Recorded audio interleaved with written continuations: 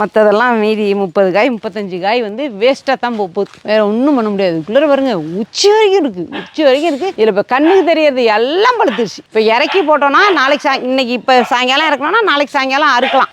அந்தமாரி பக்குவத்தில் இருக்குது. எல்லாம் நல்லா இவ்வளோ பெருசு ஒரு 15 காய் இருக்கும் போல இருக்குது. ஒன்றும் நமக்கு இது வாய்ப்பு இல்லை, பறிக்கிறதுக்கான வாய்ப்பு இல்லை. இந்த 35 காய் வந்து வீணாக தான் போகுது. வீணாக போகாது, ஏதாவது கதண்டு சாப்பிடும், வவ்வா சாப்பிடும், அவ்வளோதான். இந்த வாட்டி நம்ம வந்து நாளைக்கு வந்து நம்ம பலாக்காய் பறிப்போம். இன்னும் கொஞ்சம் அந்த சைடு வந்து கொஞ்சம் தேங்காய் பறிக்க வேண்டியதாக இருக்குது. கீழே இருந்து அளக்கு வச்சு கொஞ்சம் நம்ம பறிச்சிடலாம். அதனால் அதை மட்டும் கொஞ்சோண்டு நாளைக்கு வேலை அதுதான். நாளைக்கு அதை பார்த்துட்டோம் அப்படின்னாக்க ஒரு 2-3 நாள் கழிச்சு நம்ம ஆள் விடணுங்க.